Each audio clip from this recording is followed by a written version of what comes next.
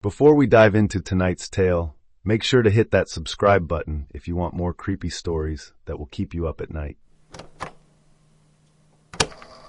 The city is drowning in silence when every phone, television, radio, and even digital billboards light up at 3:27 a.m. The shrill blare of an emergency alert rips through the night, setting off a chain reaction of car alarms and distant, startled shouts.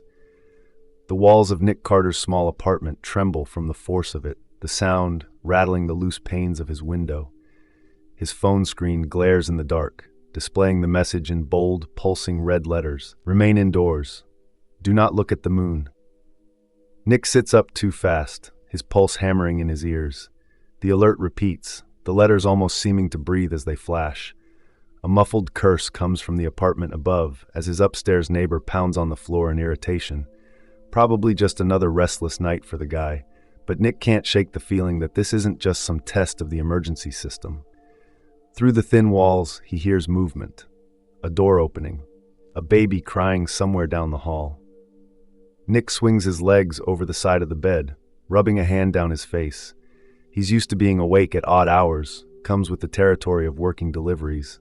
But this is different. Something about the message prickles at the back of his skull, an instinctive wrongness that makes his skin feel too tight. His gaze drifts to the window. The street outside is bathed in flickering light from the street lamps, the glow sickly and uneven like a dying bulb.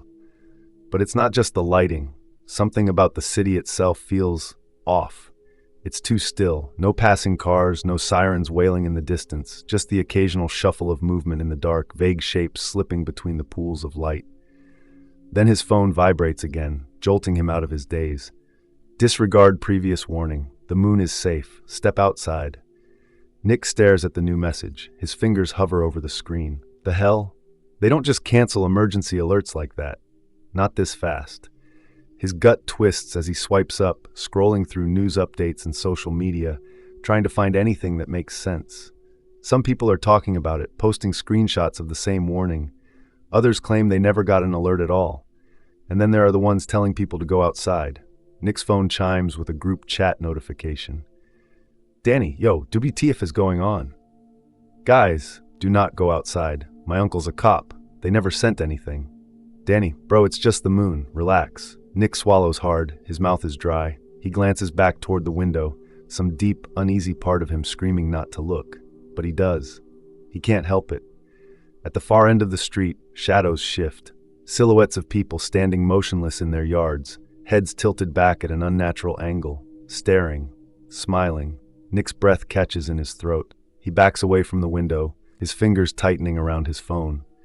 The emergency alert still lingers on his screen, the red text flickering like a heartbeat.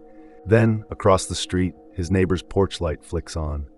The door creaks open and Mr. Reynolds, retired history teacher, always in flannel, the kind of guy who complains about gas prices but tips generously, steps outside. Nick barely breathes as he watches the old man shuffle onto the porch, squinting up at the sky. He shakes his head, muttering to himself. "This is ridiculous," Reynolds grumbles. "They're scaring people over nothing." Nick wants to call out to him, to tell him to go back inside. But before he can, Reynolds' gaze lifts higher. A beat of silence. Then the old man smiles. No, grins. His lips peel back, stretching far too wide, his teeth bared in a way that's almost manic. His jaw trembles, muscles twitching like he's barely containing something, laughed sobs, or maybe something worse. His entire body quivers with it, his shoulders rising and falling in uneven jerks. Nick swears under his breath, stepping back from the window. His pulse hammers against his ribs. Down below, the murmurs grow louder. Doors creak open all along the street. More people stepping out, barefoot on their porches, blinking up at the sky. Some giggle under their breath, soft and airy, while others murmur words too quiet to make out. Then Reynolds moves again, turning to his house, knocking urgently on the door. His knuckles rap against the wood in a frantic rhythm.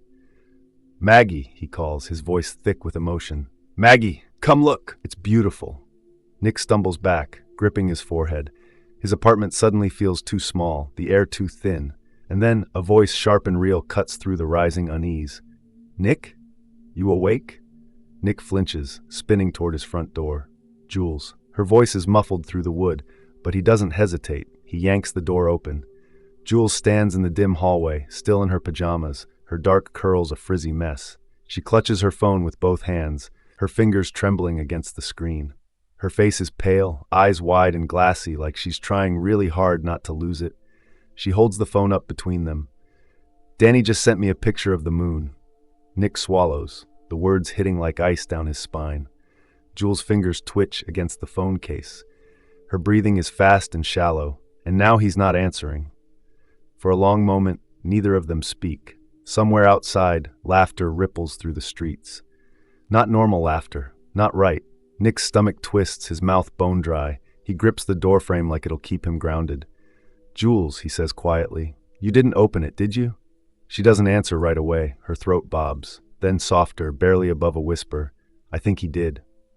Nick's phone buzzes in his hand. The vibration rattles against his fingers, sharp, insistent. A new message from Danny, an image attachment. Nick's stomach lurches, his thumb moves on instinct, slamming over the screen before his brain can catch up. He doesn't open it. He won't. He forces his gaze up to Jules. "He sent you one too?" She nods, eyes glassy with fear. Her grip tightens around her phone, knuckles pale. "I opened it before I realized." Her breath stutters. "I didn't mean to." Nick grabs her shoulders, a little rougher than he intends. "Did you look at it?" Jules's lower lip trembles. Her throat bobs. "I don't know. That's not good enough." Nick's head spins. If she saw even a glimpse, if her brain processed it before she could react, does that mean she's already? No, she's still here. She's still Jules. But for how long? Then, footsteps. A slow, measured shuffle, barely audible over the pounding in his ears. Nick's head snaps toward the hallway. The apartment door at the end creaks open. Danny steps out. Nick barely recognizes him. He's standing too straight, too still. His body sways slightly, like a leaf caught in a breeze that isn't there. And his face, his mouth stretches into a wide, lazy grin. But his eyes are the worst part. They glisten, dark and wet, reflecting the dim hallway light. They don't blink. They don't move. Like he's watching without really seeing.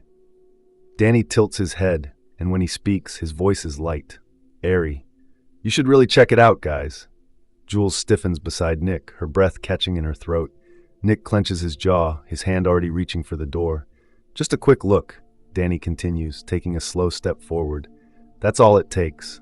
Jules stifles a whimper. Nick slams the door shut. A second later, something soft presses against the other side. Danny. Nick doesn't have to see it to know. He can feel him standing there, forehead resting against the wood, his breath warm and even. For a long moment, silence. Then, Danny's voice, quiet now, almost affectionate. "I promise," he whispers through the door. Nick swallows hard, gripping the doorknob like a lifeline. Danny's breath hitches, a small, delighted sound. "You'll love it." A chill rolls through Nick's spine, deep and primal. Jules grips his wrist, her fingers ice cold. They don't move. They don't breathe. And Danny doesn't leave. Nick and Jules retreat into the living room, moving fast. Nick slams the door behind them, twisting the lock until it clicks. Jules is already yanking the curtains shut, her movements frantic, breath coming in short gasps. "We need to block everything," she mutters, voice shaking. "Every door, every window." Nick nods, forcing his brain to focus. He drags the couch against the door, shoving it until the legs screech against the hardwood. Jules grips the edges of the blinds, yanking them down. The cheap plastic snaps in places, but it doesn't matter, as long as they can't see in. Jules fumbles for her phone, hands trembling. She swipes, taps. The screen glows against her face. "I'm calling the cops." Nick doesn't say anything. He already knows what's coming. Jules presses the phone to her ear. A long pause, then static. No dial tone, no automated message, just a deep, humming noise, like something shifting through layers of distortion. Jules yanks the phone away, staring at it like it bit her. "What the hell?" Nick steps closer, trying to listen. The static isn't normal. It's thick, wet, like breathing through shredded vocal cords. Then the TV flickers on. The sound is off, but the image is worse. A news anchor sits at his desk, completely still. His hands rest in front of him, fingers lightly curled. He isn't speaking, isn't blinking, he's grinning, too wide, too stiff. Behind him, the newsroom staff stands shoulder to shoulder, just out of focus, watching. Unmoving. Jules clutches Nick's arm. "That's not live." Her voice is barely above a whisper. "Right? That's not live." Nick doesn't answer, because it is. The fluorescent lights overhead flicker. A single cup of coffee sits half spilled on the desk. The newsroom clock in the corner ticks forward. The anchor's mouth opens. At first, no sound. Then, a garbled hum fills the room, vibrating deep in Nick's ribs. It isn't words. It isn't even a voice. It's a clicking, wet and hollow, like teeth grinding through raw meat, like something trying to speak, but failing. Jules slaps the remote, stabbing at the buttons. Turn it off, turn it off. The screen cuts to static. Then, a new message types itself out across the screen, letter by letter. Come outside. Join us. The text pulses, slow and deliberate. Jules lets out a choked sob. Nick doesn't think. He doesn't hesitate. He grabs the remote and hurls it. The glass shatters, shards scattering across the floor. The screen dies, finally, mercifully, going dark. The apartment is silent again. Jules presses her hands to her face, her shoulders trembling. Nick, she whispers. What do we do? Nick's fingers tighten around his car keys. We get the hell out of here. Jules stares at him, face pale. Nick doesn't wait for her to answer. He moves, because if they stay, they won't be themselves for much longer. Nick barely registers the sound of his boots slamming against the pavement. He and Jules bolt down the stairs, his keys clenched so tight they dig into his palm. The neighborhood isn't quiet anymore. It's alive. Porch lights flicker, windows glow with shifting silhouettes. The sidewalks are full, people standing motionless, heads tilted back, gazes locked on the sky. Nick's stomach twists. They aren't just staring. Their lips are moving, all of them. Whispering something soundless. Jules grabs his arm, pulling him toward the car. Nick, hurry. They reach it, and Nick fumbles with the keys, hands slick with sweat. He yanks the door open, practically shoving Jules inside before jumping in after her. The second the doors slam shut, something changes. The air outside thickens, like they've sealed themselves in a different reality. The world beyond the windshield shifts. Faint distortions ripple across the pavement, like heat rising from asphalt. Nick doesn't wait. He jams the key into the ignition. The engine coughs, sputters, then roars to life. Headlights cut through the misty street. The figures step forward. Danny, Mr. Reynolds, Maggie. Their faces are still theirs, but something is wrong. Their smiles stretch too far, their eyes too bright. They move in slow, deliberate steps, like they already know how this ends. Danny cocks his head, his grin widening. Come on, man, he says, voice light, teasing. It's okay. Nick doesn't answer, doesn't think. He slams the car into reverse and floors it. Tires screech against the pavement. The car fishtails, barely missing Reynolds' outstretched hands. The old man doesn't flinch, doesn't blink. Jules grips the dashboard. Nick, he doesn't let her finish. He spins the wheel, shifting into drive, and punches the gas. The car rockets forward. Then, the city shifts. Nick's breath stutters. Buildings ripple, flickering between familiar and wrong. Windows stretch too tall, then collapse inward, folding like melted wax. The street warps, bending at an angle that shouldn't exist. The sky, it's closer. Clouds swirl, pressing down, impossibly heavy. The stars smear across the darkness like wet paint. And the moon, God, it's huge, too detailed. Every crater, every ridge sharp enough to slice through the night. It pulses, almost like it's breathing. Nick's foot slams the brake. Jules is shaking. Nick, then every speaker in the car crackles to life. The radio, the Bluetooth, even Jules' phone. A voice bleeds through the static. Not just any voice, his voice. Step outside, Nick. A pause, a breath. Just take a look. The sound wraps around him, curling into his skull. His own voice, but not. Jules reaches for his arm, gripping it hard. Don't listen.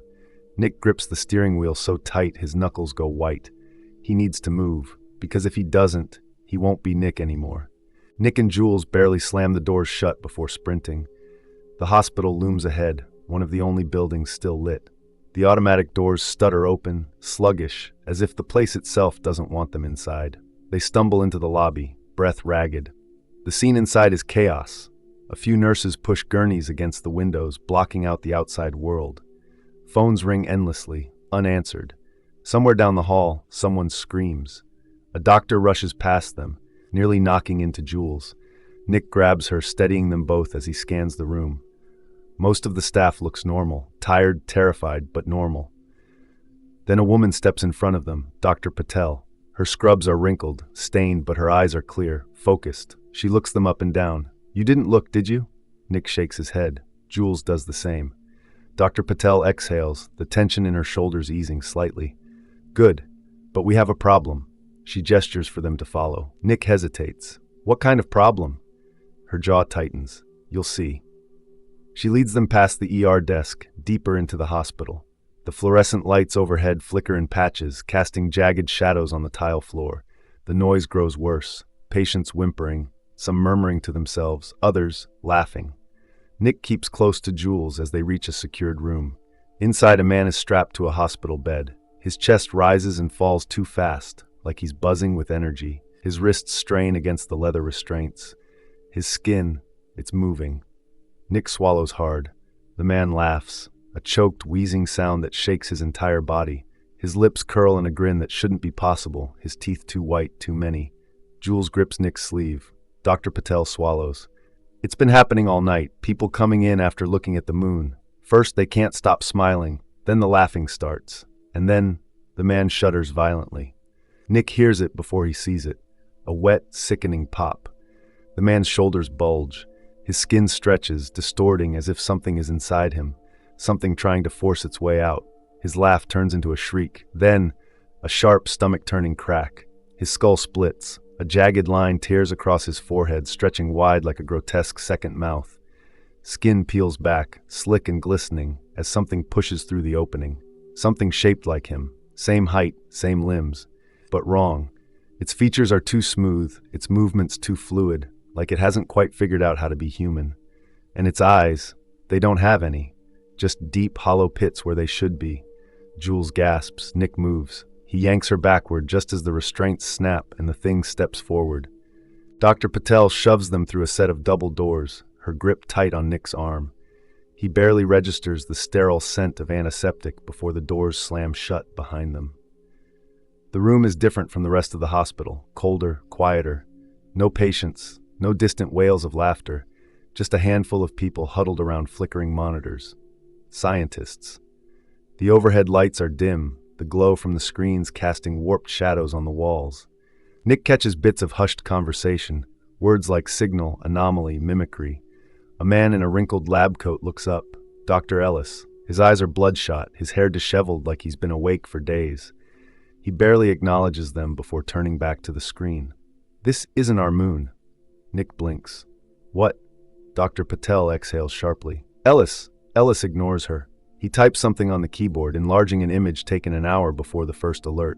The moon fills the screen. Nick's stomach twists. It moves, not drifting, not rotating, shifting. The crater's pulse, stretching and rearranging like living tissue. The surface beats, a slow, rhythmic throb.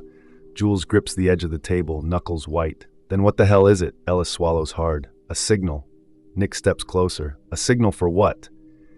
Ellis doesn't answer. He scrubs back through the hospital's security footage. The grainy video rewinds. A timestamp flashes, 3:27 a.m. The exact moment the first alert went out. The footage shows the hospital's front entrance. A few people step outside. Nurses, visitors, a paramedic on a smoke break. They tilt their heads back and smile. Nick's pulse hammers. Ellis fast forwards. Minutes later, something changes. They're shadows. They detach. Nick's breath catches. At first, it looks like a trick of the light. But then, the shadows begin to move on their own. Not just shifting with the people, separating from them. Sliding across the pavement like liquid. And then, they stand up. Jules makes a choked sound. One of the shadows turns. Its head tilts, as if sensing the camera, and then it starts walking. Ellis exhales, staring at the screen like he's hoping it'll blink away. It's not just making them look, he says softly. It's replacing them. The hospital lights flicker, once, twice, then die completely. Darkness crashes over them like a wave. A second later, the screaming starts. Muffled shouts echo from deeper in the hospital, the kind of panic that spreads like wildfire. Equipment crashes, footsteps pound against tile. Somewhere far off, someone laughs, high-pitched and wrong. The glow from the monitors is the only light now, and the security feed is a nightmare. Hundreds of people stand just outside the hospital entrance. Their bodies change, limbs stretch, necks elongate at unnatural angles, faces smooth over like melting wax, eyes swallowed by something blacker than the night behind them. Nick's stomach churns. The moon shifts on the screen. No longer a pale glow. Now it bleeds red. Jules grips Nick's arm so hard it hurts. Nick, Her voice is barely a whisper. Dr. Patel inhales sharply. They're already inside. Nick turns. What? She doesn't answer. She doesn't have to, because something slides under the door. At first, it looks like an oil spill, thick, inky liquid seeping across the tile, but then it rises, not standing, forming, a shape, a person, a copy. Nick stumbles back, heart slamming against his ribs. The shadow moves, not with normal motion, but in jerks, like it's remembering how to be human. Jules yanks at his sleeve. Nick, knock, not from the door, from above. A slow, deliberate tap. The ceiling creaks. Dust falls. Nick looks up. A face stares back, upside down, grinning, eyes wide and gleaming. It looks just like him. The basement server room is a claustrophobic mess of blinking consoles, tangled wires, and the hum of failing generators. The air smells like burning plastic. Ellis types furiously, sweat dripping from his temple. "We can override the signal," he mutters. "We just have to." A metal bang shakes the vents above them. Jules flinches. "Hurry." The security monitors flicker. The outside feed is worse now. People don't look like people anymore. Their bodies twitch, splitting in places they shouldn't, reshaping into something new, something watching. Ellis slams a final command into the keyboard. The hospital speakers crackle to life. A voice, raw and urgent, pushes through the static. "Do not look at the..." It cuts. Silence. Then a new voice slithers through the speakers. Not distorted, not automated, familiar. It's too late. The words crawl under Nick's skin. He turns to Ellis, who's frozen, eyes wide, hands hovering over the keys. Nick grips his shoulder. "What the hell just happened?" Ellis doesn't respond because he's looking up. Nick follows his gaze. The ceiling splits open, not breaking, not collapsing, opening. And through the gaping hole, they stare down. 1,000 eyes, writhing, blinking, reflecting the red light of the thing in the sky. They're watching, and they're waiting. The server room is dead quiet. The only sound is Jules' ragged breathing. Nick stares up at the ceiling, at the 1,000 shifting eyes. They don't blink in unison. They pulse, ripple, breathe. Ellis doesn't move. His fingers hover over the keyboard, frozen mid-keystroke. His pupils dilate, his lips twitching as if he's hearing something none of them can. Then the power surges. The monitors flash white, flooding the room with burning light. Override complete. The words appear on every screen. A sound follows, deafening, deep, like the entire city just exhaled. And then everything stops. The moon pulses once, then it vanishes, not behind clouds, not fading into the horizon, just gone. The red glow that bathed the city disappears. Shadows stretch back into place, and for the first time in hours, maybe longer, Nick feels normal darkness again. The kind the world is supposed to have. Jules clutches his arm. Did we? The hospital shakes. The lights burst in a chain reaction, one by one, plunging them into blackness. Outside, the streets are empty. The people who stood there, who became something else, are gone. No bodies, no blood, no trace. Only the city remains. Abandoned, hollow. Nick grips Jules' wrist, dragging her toward the exit. The air is wrong, thick and heavy like they're underwater. Ellis stays behind, staring at the dark screens, his voice barely above a whisper. Where did they go? Nick doesn't answer. Because deep down he knows. They didn't go anywhere. They were never here. No one in the world remembers the city that stood here. No records, no news reports, no satellite images. It's as if it was erased from time itself. Only the empty streets remain, waiting for the next night. Thanks for watching. Don't forget to subscribe for more creepy stories. Stay safe, and see you in the next nightmare.